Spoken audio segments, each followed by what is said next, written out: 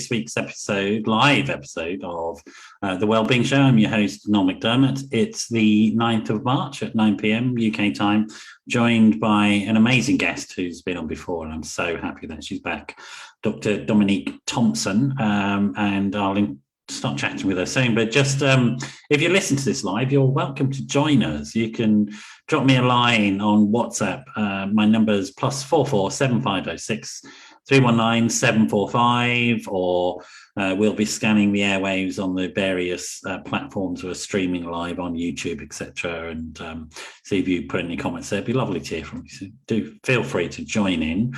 We're going to have a pretty broad-ranging conversation, but also, it's going to touch upon current affairs as well, I'm sure, because there's a lot going on in the world at the moment. And with that, I'm done. Let's say hi to Dominique. Hi, Dominique. How are you doing? Hello, Noel. Hello. Thank you for having me back. I think the last time we met on the show, we were in human form in London. It's been a while. Yeah.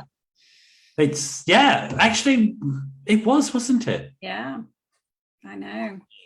That's extraordinary. Sort of what happened in those days? I can't remember them. It's like trying to remember the days before mobile phones. Well, we travelled and we stayed in hotels and we went to a radio studio and you? That's sat right. almost close together. It wasn't very socially distant.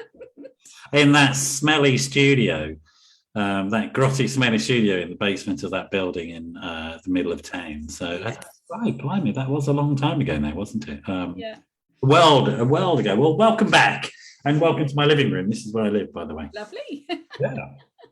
So it's really lovely to have you on. I'll just do a brief introduction for people who don't know you.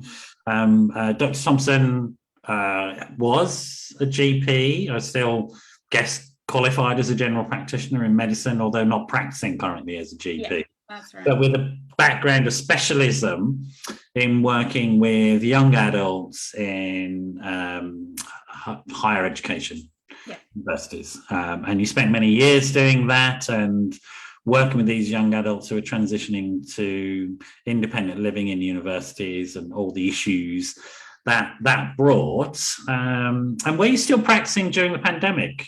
Or had you moved on to the consultancy? You now run a consultancy training around. So I was a consultant already, working with universities and other organisations around young people's mental health. So with the pandemic, I went back and started vaccinating. So every week I was doing vaccine clinics all over Bristol, basically. That's right. All medics were shanghaied back into the NHS at that point, weren't you? Sort of like we went voluntarily in that sense. Yes. Some of my mates weren't that voluntary. They got on with it. They were okay. They had good humor. Some of the people that had been out of practice for a while were a bit like, hang on a minute. Yeah.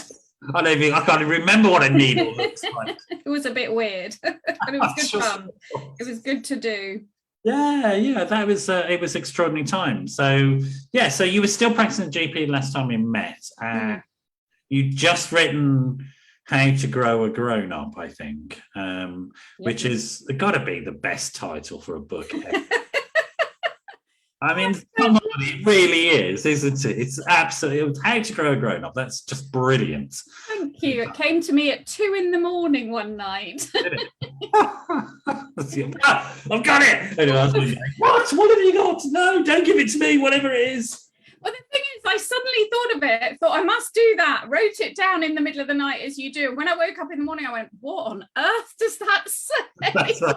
I forgot I'm a doctor. I can't read my handwriting. Great. Well, I remember reading the book back then because you gave me a copy very kindly, which I've passed on to somebody I thought it was more helpful to, and being really struck by the work. But maybe we can just go back a little bit in time and get to know you a little bit then, for people who may not have come across you. So you're started out as a GP. That was like in the family, or is you were the first one? No, I was the first in my family. But I always wanted to be a doctor. I knew that.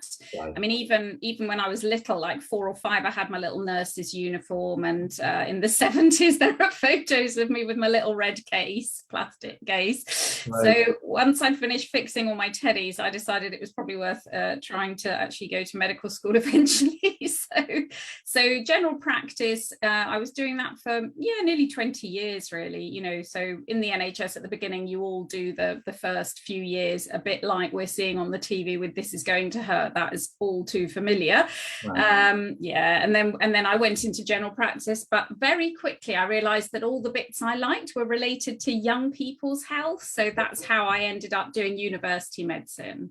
So, and what drew you into general practice as opposed to going off and cutting off people's legs or something? I think mainly because every 10 minutes is something new, and you never know what's going to walk in the door next, and you can get to know people longer term as well. You know, it's not, you know, they're in, they're out, and then you never see them again or whatever. So yeah, I think those were the general things, the variety. But like I said, I did still quite like a particular type of general practice around young people. Yeah. Okay. And so you were meeting, I guess, young people in your practice, and that led you into thinking, well, I like that. And then what, a job came up at a university or something? Yeah, exactly that. I mean, essentially, I'd done a bit of, so I'd been a family planning doctor. I'd done an expedition as a doctor. I'd been a police surgeon dealing with female assaults on females, and all sorts of things that were sort of associated with younger people's health. And I always liked those bits.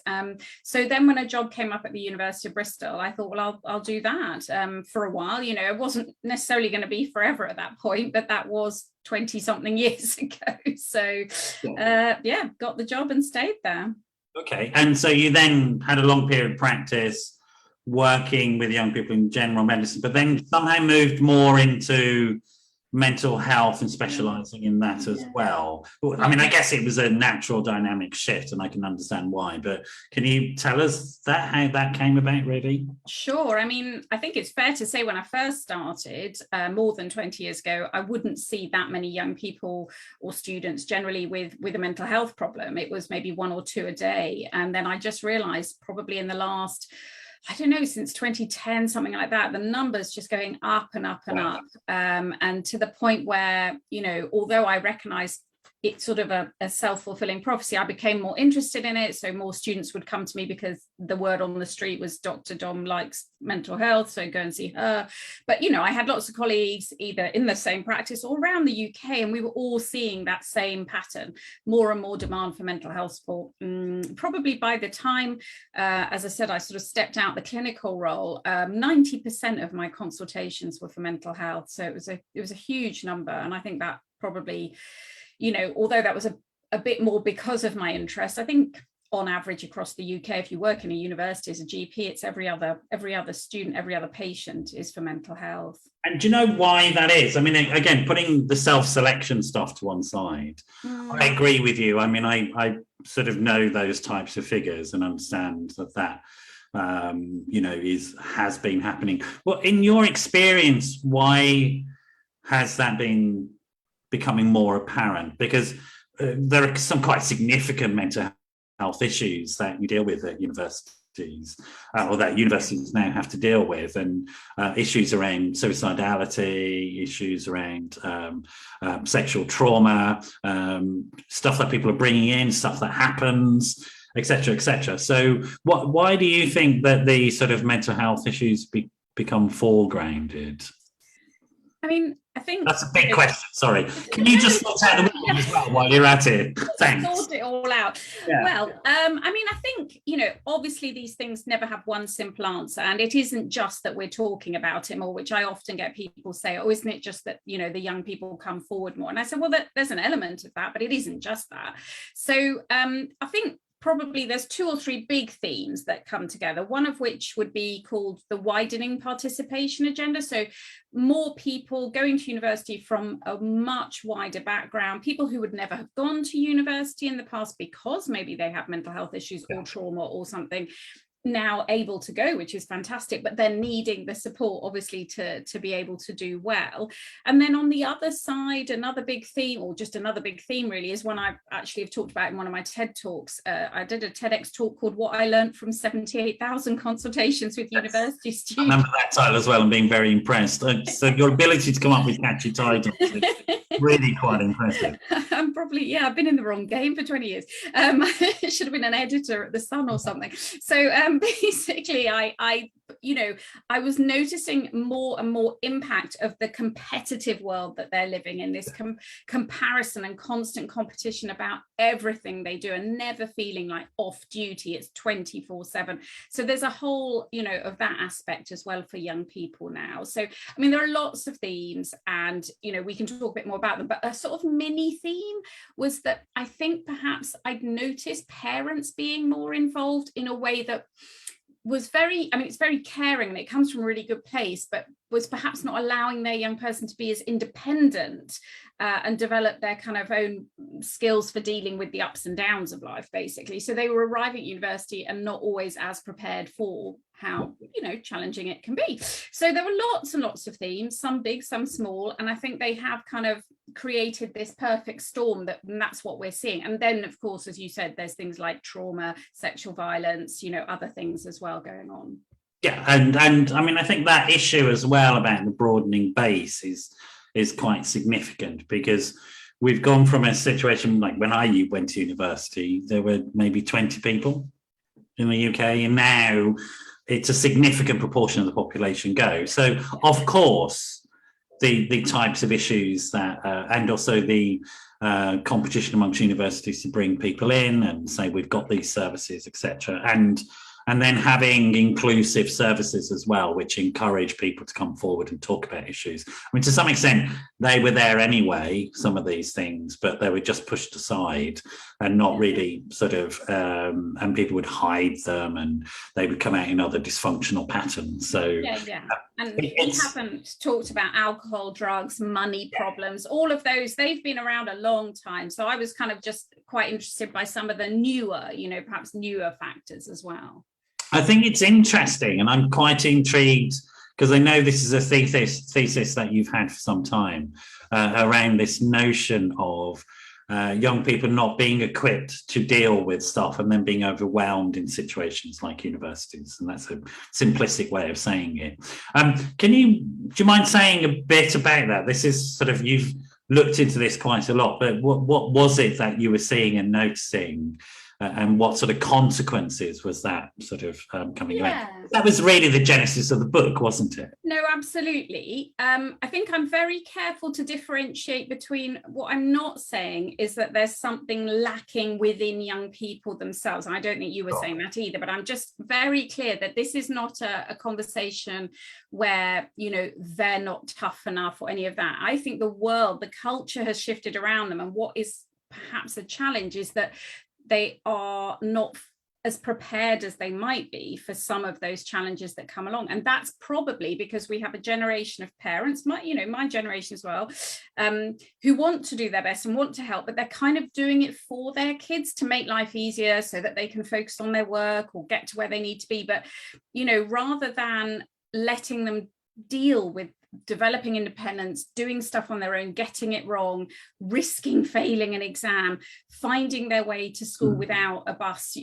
basically not being driven there all the time, all those little things that, come from a good place. The parents want the best for their kids. They want them to do as well as they can. But it perhaps means that some of that independence that would have happened in previous generations just didn't happen. So by the time they arrive, in a new city, doing a new course, meeting new people, there is a sort of a shakiness around that, perhaps that might not have been there 20, 30, 40 years ago, with a different generation of parents before who were probably more hands off. And it's not to say one is better or the other, because there are pros and cons of being involved. It's how we do it. So I guess that's you're right. That's where the book came from, because I wanted to make sure that as a parent myself now, and my sort of fellow parents around me, we all had the right information for what we needed to be doing now with this generation in the 21st century. And I kind of thought, well, I don't think I know. So, you know, it's not that surprising. It doesn't always work out very well. I think one of the things I observe, and I observe it partly as a parent, thinking about my own boy, who's 11, and I'm sure he won't mind me saying this, but he can sort of beat me up when he's older if he does.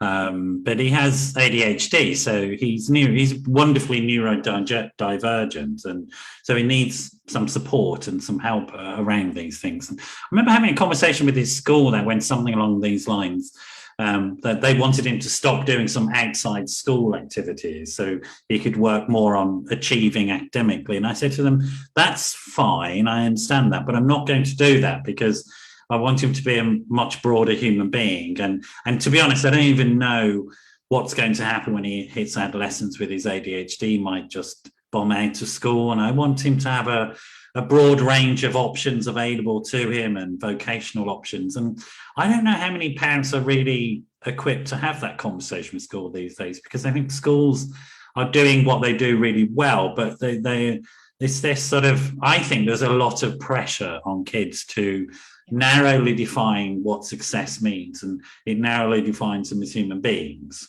And maybe that's just me being an old dinosaur saying, I don't know. Is that, you're nodding away? You sort of, or you agree with that a bit? I don't think you're an old dinosaur. I think having a broad range of skills, education, interest is vital. I actually am a big fan of that. I think the problems come when we pile on the pressure and expect them to excel at everything or excel at a few things, but, you know, narrow down the range. So I think humans are naturally interested in lots of different things. So I completely agree with that. So, I mean, I think my sense is I haven't worked at university level with young people for a while, but certainly the young people that come to my practice, I'm still practicing, or I have a company, I provide mental health services via my team to young people. And certainly I'm seeing a lot of young people struggling, but one part of their life is fantastic. They're getting great results at school, but then as a human being, they're falling apart, they're imploding, and they're over anxious. All the eggs are in one basket. Yeah. It's all this stuff. And as a mental health professional, I'm going, well, let's slow down. What I want you to do is start making friends. I want you to do these activities. And they're going, what do you mean? I've got to go and do my exams. It's like, no. What you have to do is you have to become a herd animal, because that's what we are. Yes, exactly. And I would get young people sitting in the chair in front of me 6 weeks into their first year, 6 weeks at university, saying I'm not on track for a first. And you're like, please go to the pub, relax. Can I just leave this conversation going despair somewhere? That's coming from the pressure they feel. Listening to that's just soul destroying. Listening. That's the pressure they feel. That is the world they live in. That's why I try and do everything I can to try and, provide support, provide ideas, as you say, build the community side of it. So they've got a big network, social support, they're involved with hobbies and volunteering and all of that. But it's the idea, they feel like they have to be the best at doing all of that. They have to be the best friend. They have to be the best volunteer. They have to be the best, there is this constant pressure. And I'm exhausted for them, frankly. But I get it. And again, anybody who's listening, we are parents. We're talking about this from that perspective, and there is this is not a parental thing. This is a social and societal issue. That's it. We all have to own it. Society has to own what we're doing at the moment. And although it was amazing when the academies came in and Tony Blair and all that sort of stuff, it began to miss something out in terms of the broader. I was brought up on the ethos of what was it called? The broad education ethos, the liberal education model, which I guess you understand too. So. Yeah, very much so. But I think, what I never want it to come across as that in any way, criticizing parents or blaming them. What I'm saying is I want to try and feed back to them some of the stuff I was hearing from the young people who were saying, this is how I interpret the world or the pressure or the culture I'm in. They're not, there was nothing, it wasn't negative about the parents, but it's just to say, well, I would say that's correct, because my experience is the parents are listening to their children talk about how much pressure they're under, and the parents are trying to help them and alleviate the pressure by clearing out space for them to focus obsessively on success. Yes. And that's what the parents are doing. They're not helicoptering them into this place. It's none of that sort of stuff. It's like, I'm in fact, I was talking to my sister about it, and she was like, she was telling me that sometimes the kids are out of school now, but when they're in school, and she's a teaching assistant, and I would sometimes end up in conversation at the end of conversations with my boys in tears, absolutely terrified about what was happening to them. And the only thing she felt she could do was clear away everything else that got in the way of them being successful in the way the school wanted them to be successful. Now, it's not blaming schools, it's a social pressure that's moved. It's almost like this unstoppable force. Yes, I agree. And this is part of the problem, is that, people say to me, so what should we do? And that's why, there are things that parents can do, but we can't fix like the education system or the whole, cultural, societal pressure that they feel. And it isn't, let's just not be on social media or something. It's completely unrealistic. Yes, so there's no, I wish there was one simple answer, but there are of course things we can do, which was where I was coming from. But everybody is just doing their best to look after, their brood, their kids. They want them to be okay. They don't want them to be ending up, developing eating issues or anxiety or worse, self-harm and things like that. But it's really difficult. It is a real minefield. I want to come back again. I'm with you. We have to go forwards, not backwards. They can't turn the clock back at all. And I wouldn't suggest even trying, to be honest. It's somehow we need to operate in the space that we're in and find the sets of tools and resources that people need and provide them, which is what you're doing, which is why I'm excited to have you back. So you mentioned also some of the pressures are around this public life that young people lead now, which is popularly called on social media, but it's a broader online experience that young people and children, like I noticed with my boy, he has a stock set of smiles of photos that go on Facebook. And it's just part of his life. He's got this and he's got this other one, and he does them, and it's I don't think it's causing him any damage, but I noticed it about him. And I think I look at some of the photos of me as a kid, and I'm standing there like this. I don't know how to do a photo, but he does. He does, and that's part of his life now, and that's really cool, no problem. But this sort of public exposure, this I'm out there all the time, is something I think that young people experience in a particular way that I don't. And is that something that has emerged in your work as well as a theme with the young people that you're with? Oh, yes. I mean, the feeling that they have to, be their best self for everybody. So it can be everything from, all of it online. So whether it's like competitive groups around exam and academic and study, or is it, their parents or aunties or whatever saying, oh, so-and-so did so well, and then sharing that online, they feel like the pressure is coming from all different directions. It might be how they look, of course, obviously, that's another big one. So in so many different spheres, they feel like their online self is never off duty, and it always has to be. I get that. I understand that, absolutely. And in that sense in which, because it's almost like a new function, new psychological function. There's a bit of my brain is attuned to somebody taking the photo that's going to put me on some sort of social media platform, or I'm always looking for that, and And so I think it is a very significant and important. And now again, I'm not saying this, and I know you're not saying it to trash these platforms, because there's so many positive things that come from it. So, and a few weeks ago I was sort of talking about this, but I was sort of doing some stuff around gaming in the media and stuff like that. And gaming gets a really bad rap. The vast majority of gaming is positive. it grows white brain matter. This. It grows white brain. It doesn't rot the brain. It actually is probably going to be a cure for some of the significant neurological problems that we've got in older age, in fact. And it's also very social. My boy, when he plays games, he's on multiplayer platforms. He's got his mate literally sitting next to him, and they're arguing about killing each other online. And their friend from school is in another building somewhere over in the city, and then they go and talk about it at school. So it's like you can't take this stuff away because you're taking away his whole social life and all his mates and everything. It's like ridiculous. No, I work with him, so he learns the skills to manage it, and he is someone. He's doing very well. Don't tell his mum I just said that. It's between us two. It's between us. It's not a live show. Oh no, that's it. I'm going to get a kicking. And so I guess, I know you're not trying to trash this technology, but trying to work with it and work with young people and work with parents. And so tell me, if you can, if you can think of the sort of headline-y type stuff around what your research amongst 70,000 young people told you, and what you sort of included into the book as things that are going to help grown up.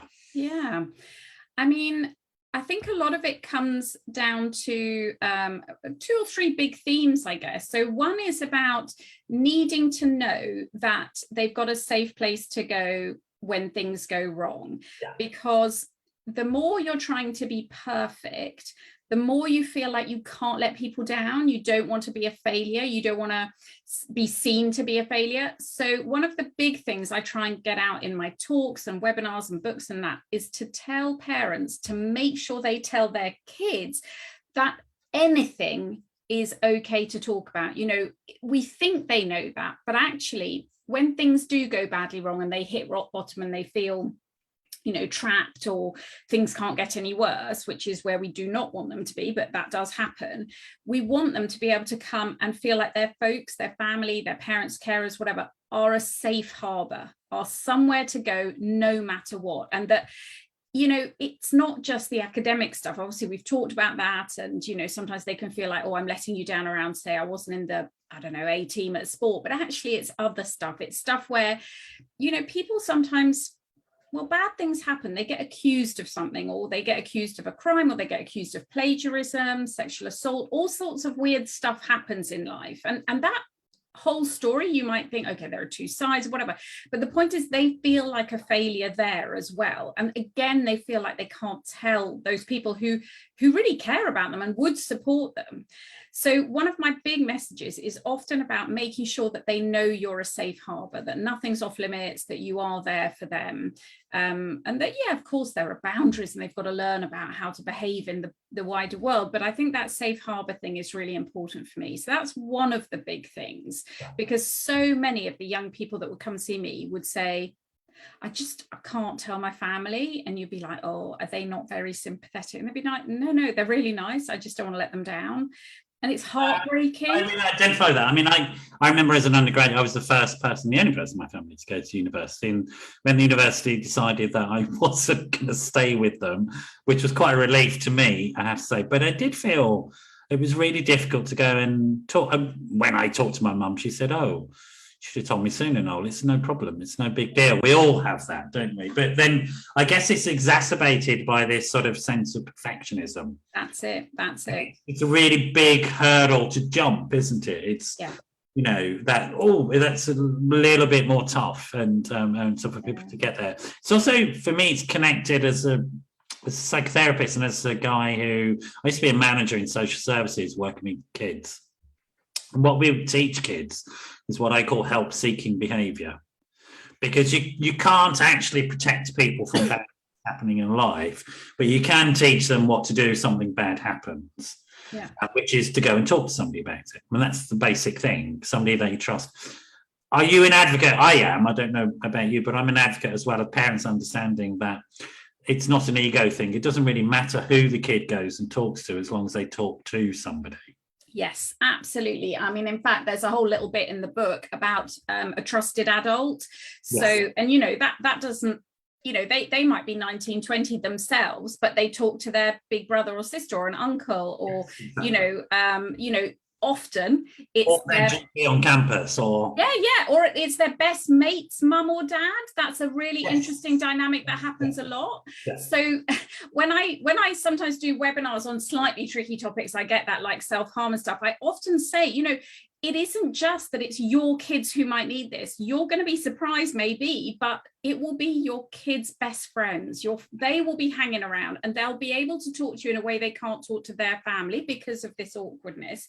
So actually understanding about this stuff isn't just to help our own children. We might end up supporting, other people's. And obviously then, it can be professionals on campus, it can be, counselors and so on.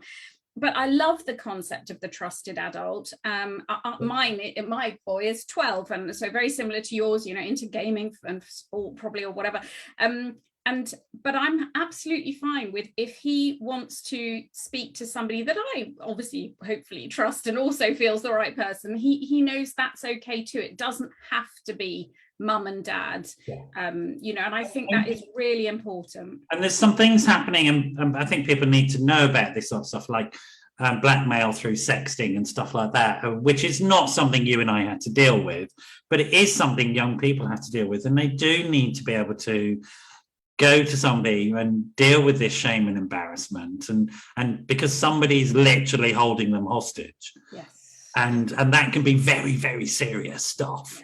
And so it can be really quite serious, real stuff, not just simply I'm not sure I'm going to get an A, but it can be really quite unpleasant, dangerous stuff. And as a mental health practitioner, I would say this, because I think your point is absolutely crucial, that as you know, that mental health issues, the sooner you get them, the sooner and more effectively you can treat them, and the less likely is that they ever come back again. That's right. Catching something in the early acute stages is the gold dust. Absolutely the gold dust, because then you're not talking about somebody developing chronic problem for the rest of their life that dogs them, but first appearance of anxiety, I love it. We'll sort it out. We'll fix you. No problem. It'll probably never come back again, and you don't need to worry about it. Do you know what I mean? It's like, I know, but yet so many people, and unfortunately sometimes professionals do say this as well. Oh, well, let's just see how it goes. We'll give it a couple of months. And you're like, no, do something now, because we don't want it to get any worse. I couldn't agree more. So talking and being a failure and learning from mistakes, having a good trusted adult is one of the key things. I totally agree with you. What other issues, what other things and messages have you highlighted? I like to talk about the role modeling side of it. I think we forget how important that is, even when we think, oh, they're teens, they ignore us, we're invisible to our teens, they're only interested in their friends. Well, hang on, they are obviously very interested in their peer group. That's the whole kind of shifting from the tribe of the family to the tribe of the peers. That's going to happen to all of them. That's biological and evolutionary. They're driven to join their peers, but they are still acutely aware of everything that we're doing. And I think, even as they get older into their 20s, I'd have sometimes, very obvious and quite simple examples are like, if a mum came to reception, I happen to be standing somewhere towards the back of reception in the practice. And if she was standing there with, I don't know, her 20-year-old daughter next to her and was shouting at a receptionist, I was thinking, you're not coming across terribly well here as a role model for your daughter. And even though the daughter might be feeling excruciatingly embarrassed at that point, it's the way that, that behavior, they absorb everything. And so I just think whether they're 11 years old, 20 years old or older, the role modeling side of it in so many ways is so important. And obviously I was there giving an example of like a really obvious, poor behavior in public, but it's stuff like how we deal with stuff when it goes wrong, how we deal with a bad day. Do we immediately shout, slam doors, run off and hide? They will do the same. It's learned behavior. So how do we model, for example, being frail, being vulnerable, being not so good at things, and and sort of not being on top form, you know.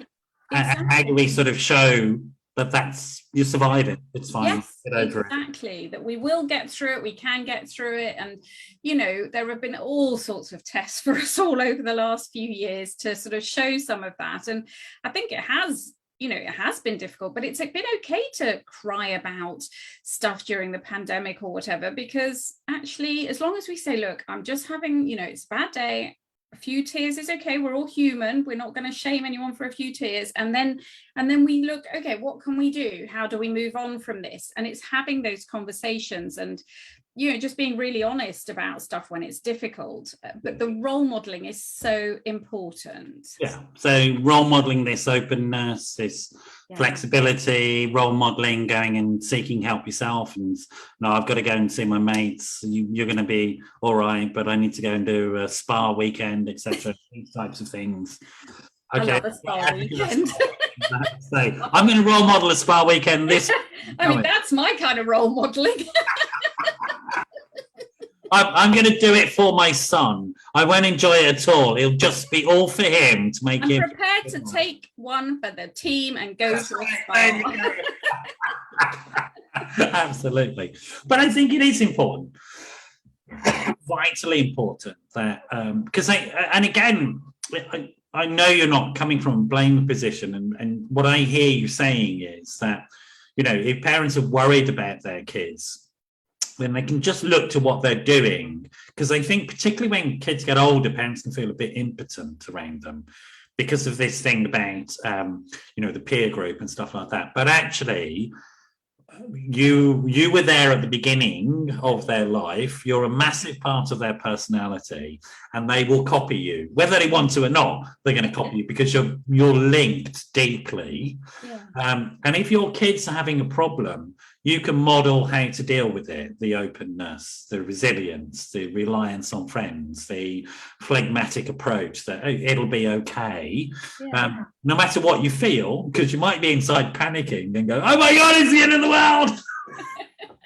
But just fake it to make it, folks. It really works. Well, I think sometimes you do have to a bit, because if they see you being really, really panicky and anxious, that, you know, that's scary for them, because you are supposed to be the bit that is stable and, you know, that they can come back to and feel secure about. But it also, it will then be how they might respond themselves when things get difficult for them. So, you know, at the time it's scary, and later on.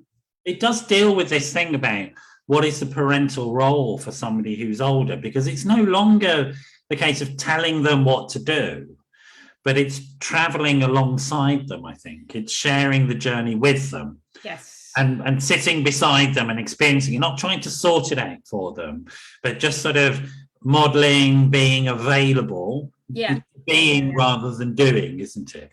You know? So true. I mean, I always say when I am talking about these things, it's about being the coach on the sidelines, but not running in, picking up the ball and running off with it for them. You know, you've got to let them play their game. And you know, those dads on the sidelines who are no, I don't know anything about that type of father. Really?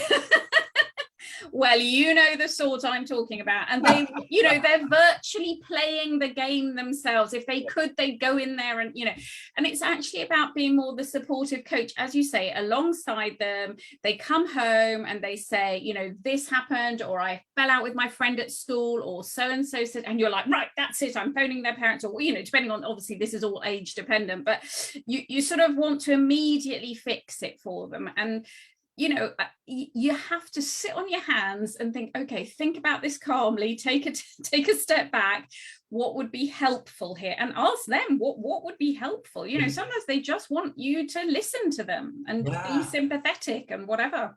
We all need a bloody good listening to at times, I'm telling you. So the best medicine as well. So that's one thing. The modeling is one thing. Sort of supportive approach. What else have you found in the research that you want to share? Yeah, I mean, I guess really probably my other big theme is around independence and building it from, I mean, obviously, you know, some of this is like, if you can get in there earlier, that's great, but sometimes you know, you might be coming to this concept of thinking about how to grow your grown up a bit later on in their teens or whatever. But wherever you can, just building their ability to be independent, to make decisions for themselves. And it's the full range. So if they are, I don't know, if we were talking about sort of 9, 10, 11-year-olds, the independent bit might be going to the shop up the road with their friend to buy some sweets or whatever and come home. They're out for 10 minutes, but it's safe, but they've built their independence a little bit. Yeah. When they're 17, you might be thinking, oh, right, they're looking at universities.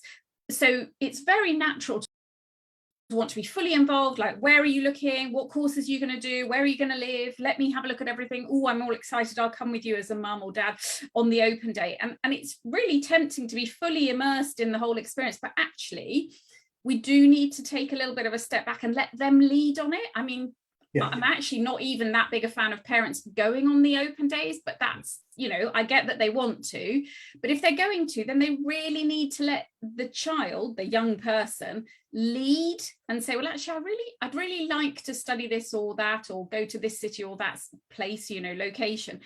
Because if they don't, have that control and that, ownership, for want of a better word, then what happens is they're sitting in front of me in a chair a year later, hating their course, hating the city, hating the accommodation, and it's just miserable. It doesn't work. I remember when I visited all the universities' open days, I'd have been horrified if my parents had been there, actually. Oh, it was unheard of when we were young, but nowadays there are thousands of parents going to open days. Okay. Literally thousands. And whilst I do get, it's nice, it's fun to see where they are and everything, I'm a big fan of, if you're going to go, then let them lead, let them decide. You might not agree that that's the best course for them. I'm not a big fan of parents turning up to those things, full stop. I think it's the young person's university, let them get on with it. And even if they do invite you, say, no, I'll meet for dinner afterwards. Yeah, sure. But it happens all the time. So I kind of want to, be realistic. I know lots of parents will want to go.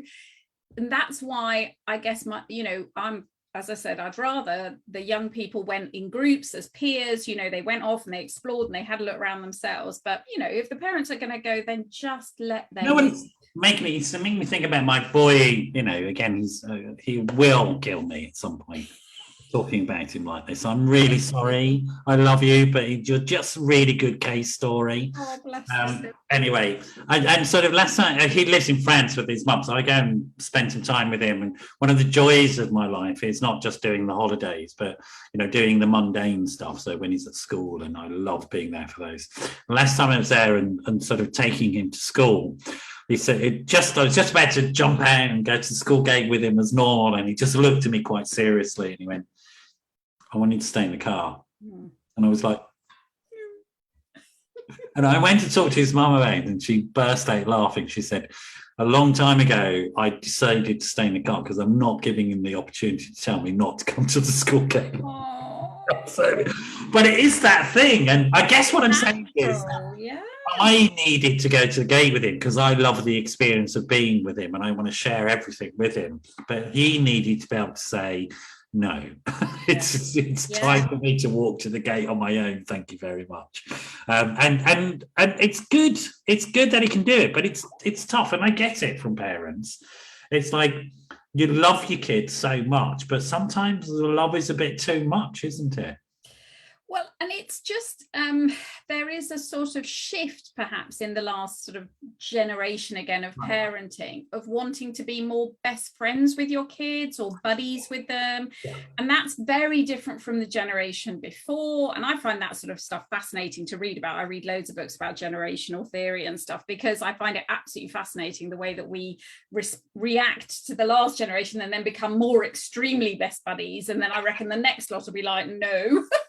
So, there is a definite sort of tendency of like, wanting to be with them and see where they're going to be. But I just think it's not helping them necessarily. So think, who are you doing this for? And then, just say, look, I'm happy to come if you want me to. If you don't want me to, that's fine. They might say, oh, yeah, no, it's fine, come. But I want to go here, here and here, or study this, this and this. And you just might have to live with that.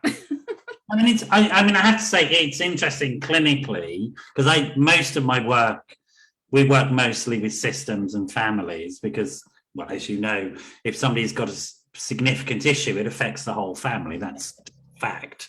But a lot of the work is around asking people who are carers and have a parenting role of some sort to just step back a little bit, because little Johnny or little Jenny needs space in which to practice and experiment and grow skills. Yes. The role is a safety net. That's it. The role is not avoid falling over. Exactly. I know. Don't hold the hand. Let the hand go. They'll bounce. It's fine. Even if they don't bounce, you can sort that out. But something probably much worse happens if you never have the experience of falling, and you never have the experience of somebody encouraging you to get up and take that risk again. That somehow there's something quite difficult happens for young people. And I see it sometimes, it's a sort of extreme example, but I see it in the families of people who have like lots of wealth and privilege, and they have things done for them.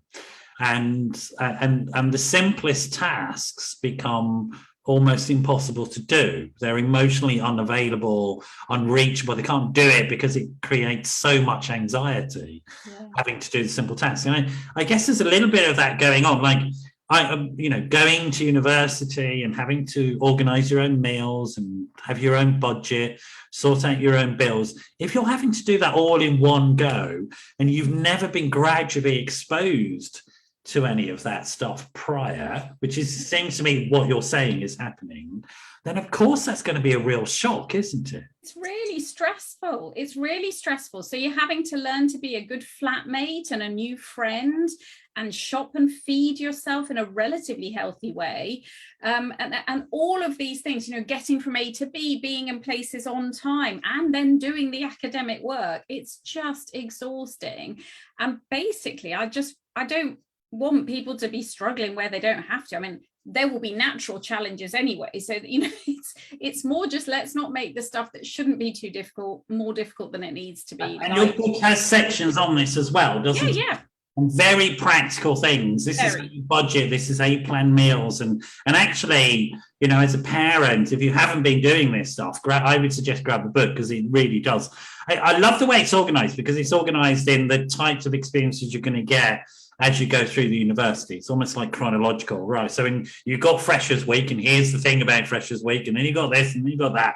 And it's like a really practical handbook on that level. And I would suggest any family which has young adults who are thinking about going to this type of environment, now it's going to be like that rather than on Zoom, of course. Hopefully. It's a whole different world when it's just on Zoom. But that it would be a really useful investment now, before they go, and to go through it and gen up on this stuff and start thinking about people having an action plan to learn this stuff. And maybe in the family, give your young adult the experience of running the house for a week or something like that. You really play with this stuff, I think. That's the thing. You can be quite practical. I mean, we wrote the book, me and my colleague Fabienne, because we're both mums of boys who are about to be teens, and we want them to know how to go through. We want to be able to support them through the teenage years in a useful and practical way, and be ready for what's coming up. But it's suitable for parents from anywhere from 12 through to, as you say, into their early 20s who are at university. The key is all about these themes with lots of practical suggestions. So like you say, it might be that you say, right, Wednesdays is their evening to cook, and that they decide what they're going to buy and what they're going to cook and how they're going to cook it, and deal with everybody going, oh, lovely goulash again. Love a goulash. No, but that's the thing, isn't it? And I just think that's what's so important. And people obviously will have to go with what's age appropriate for their child. They know their kid best. I know that. I mean, God, honestly, I've had this. So Jack is now year 7, but last year in year 6, when they were eventually back at school, last year from September, he was getting the bus on his own to school there and back in year 6, and he was the only boy in his year going without a big brother or sister, just on his own, walking to the bus stop, getting there. I had so many people saying, but can he do that? Of course he can do it. It's only in this day and age that we look at that as something surprising. Yeah, because in the 70s, everybody walked to school in primary school. I know, it's one of my bugbears. I mean, this stranger danger stuff is nonsense, because you and I know as professionals in the field that we are more at risk from people we know than we are from a stranger walking down the street. On every metric, it's exactly the same. So for sexual violence, it is always somebody you know, 99.9%. Same with harm to children, it's always somebody they know. It's not a stranger on the street. But somehow this stranger danger thing has taken over, and it terrifies people, and sort of not. I know exactly why it's taken over. I'd totally point the finger at the media for this. End of story. They should be themselves. End of, beginning, middle, end of conversation. But I'm always telling to parents, it's not true. There are no risks in that sense. I mean, I think there may be slightly more in other countries that are more violent, but in the UK. Oh yeah, but I'm just looking in our environment. We live next to a park, so the park's literally behind our house. You don't even have to cross the road. You walk up 5 houses and into the park. And at 8, 9, he'd be going up there with his football and arrive in the park to kick a ball about with his mates. I could see him from my window. I could see him from the kitchen. And then about 10 minutes later, there'd be the doorbell, and he'd be standing there with the ball, and some dad going, he seemed to be in the park on his own, so I brought him back. He'd be like rolling his eyes. Poor Jack, he was just rolling his eyes like, I was just kicking a ball around. And I get where people are being very careful, but we have to be able to build that independence, that it's okay for them to explore and do new things in a relatively safe environment. It's what my husband always calls secure insecurity. It's like he's going to the park, but we can still see him. And it's that sort of thing. Yeah, sorry, one of my kids messaging me saying thanks for the meeting. Come and get me from the park. Yes, God. I've just got home. I've just been brought back by 3 police officers. I thought I shouldn't be out my own. Oh, hello, officer.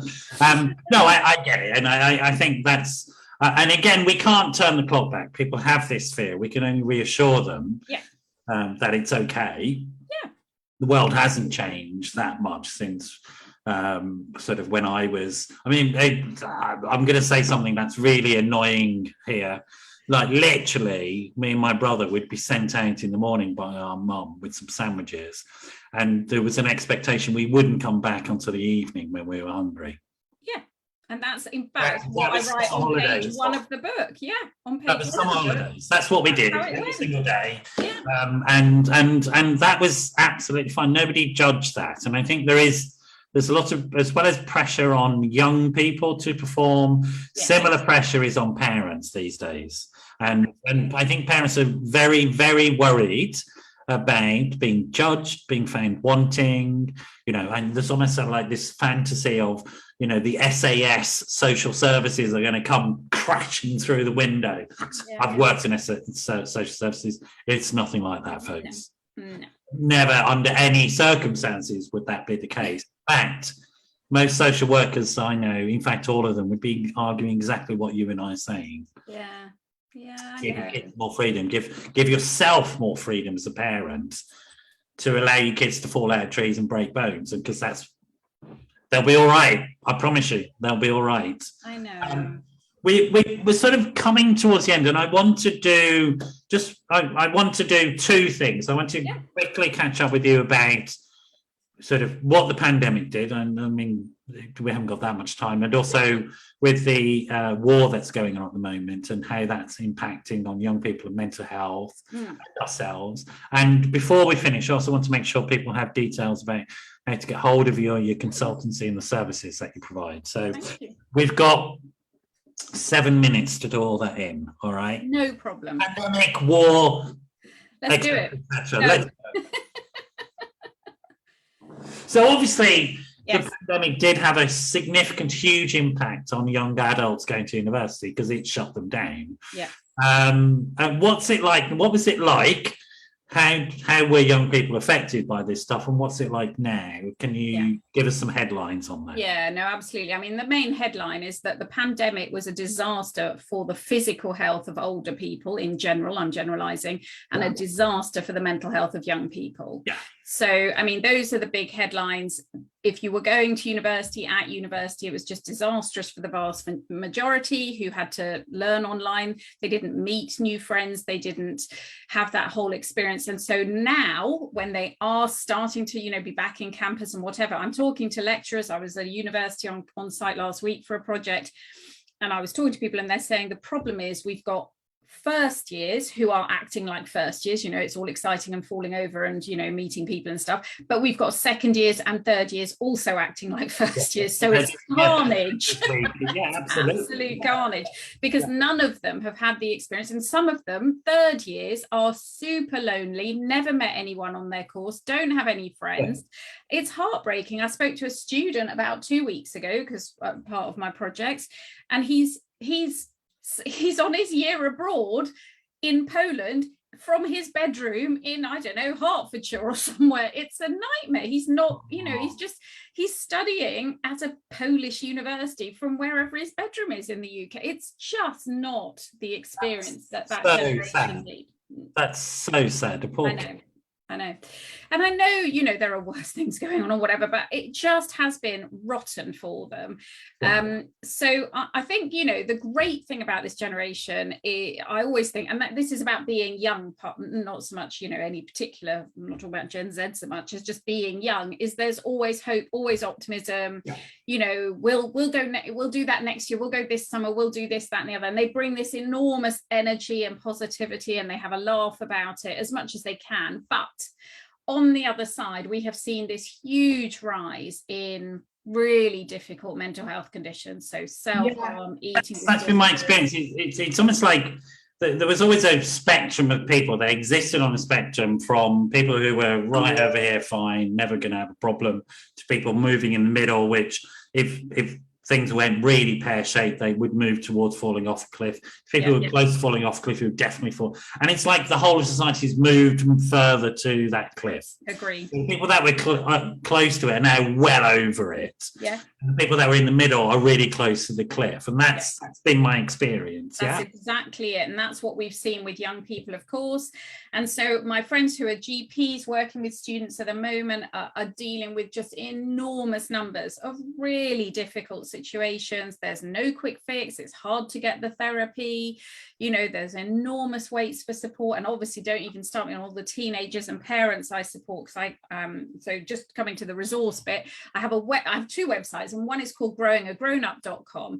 And through that, I kind of, I have lots of free blogs and resources and newsletter, and that's all free stuff. And then I run these webinars, and I've been doing them since the pandemic, really, about every month or two. They'd just be on one topic, and I talk like this with an expert. So it's me and an expert on, self-harm or eating disorders. And I'm just inundated with poor parents sending me messages saying, I just don't know what to do anymore. We can't get into CAMS. The waiting list is this, it is a nightmare for them. I don't have a quick solution. We're not going to have the conversation with CAMS because that's a long one. No. Just saying, I really feel for them. Historic problems with CAMS. So it's, but at the moment, I think CAMS would be a war zone. For people who don't know, child and adolescent mental health services. But there have been historic problems with the way it's structured and all and stuff like that. And I'm going to be a bit of a cheerleader for the government, because they introduced a policy for school-age children of providing mental health services to the schools, as opposed to waiting till a referral to CAMS. And I think that's, as a model of mental health practice, that's much more effective. So it's where it's needed, it's preventative and all that sort of stuff. And it follows the model of things like the place to be. They're embedded in the school, and that's what you need, really. For universities, that hasn't happened, and something like that needs to happen, to be honest. Yeah, I mean, universities have amazing support services, counselling services, mental health advisors, disability advisors. But again, their workload has just gone sky high, and they're coping with the pandemic and so on as well. But I think what you said earlier on, that we've seen an exponential growth in these types of issues, is true right across the board. Yep. And as a society, we need to recognise that truth and respond to it. you know, and respond to it with appropriate services. And what I like about the way you approach things is it's not about pathologizing this stuff and saying, well, what you need is a psych intervention. It's not. What you need is this broad life skills. Yes. And I would totally agree with that as a specialist mental health professional, that's where you start. Yeah. And then you might need somebody like me to add in, but it's this broad-based approach is really what's lacking. And that's lacking in, like, I have patients who are from the mental health system, and great, their medication's okay, great, the CPN is there, but there's nothing else in their life. I know. Just like, well, I'm sorry, I don't understand how you expect this person to be well. You've got an absence of symptoms, okay, but that's not being well at all.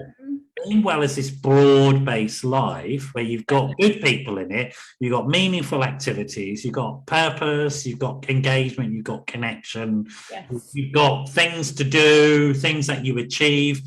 That's what being well is. Yes. And I try and do everything I can with all my different bits of work so that young people will feel and function well. Yeah. And if I can support their parents or their teachers with all my resources, then I'm happy, really. Yeah, and I think you do. And I sort of would push people towards Dom's website. It will be up there now because James will have done it. I would encourage people to buy the book, How to Grow a Grown Up. It's a great, it's just so practical. It is. It's just like, it's like reading stuff by Steve Biddulph. I don't know if you know him. I know Steve, Brilliant. These practical books on how do you raise boys. Well, you do this, you play rough and tumble with them, and then you throw them in the bath. And then you go and find some bloke who's, they don't know, are good mates of yours, so that they can go off and moan about things to them, and really practical tips. And your book does exactly the same. So thank you. Well, really, that's really a compliment.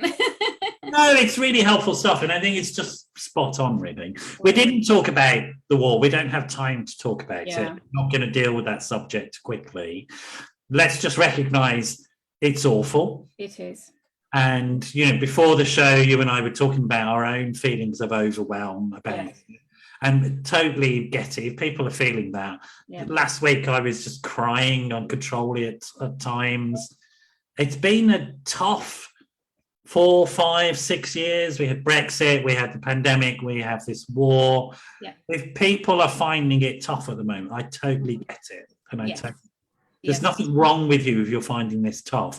The reason you're finding it tough is because it's tough. I agree. We have to be kind to ourselves. Without a doubt. Let's leave it there. Dom, it was so good to have you back, and we'll get you back. We won't wait. It must have been 3 years. 3 or 4 years. We're not going to wait that long again. I'll get my team to reach out to you long before that, and we'll get you back again to catch up with what you're doing. You stay there. I'm going to say goodbye to everybody.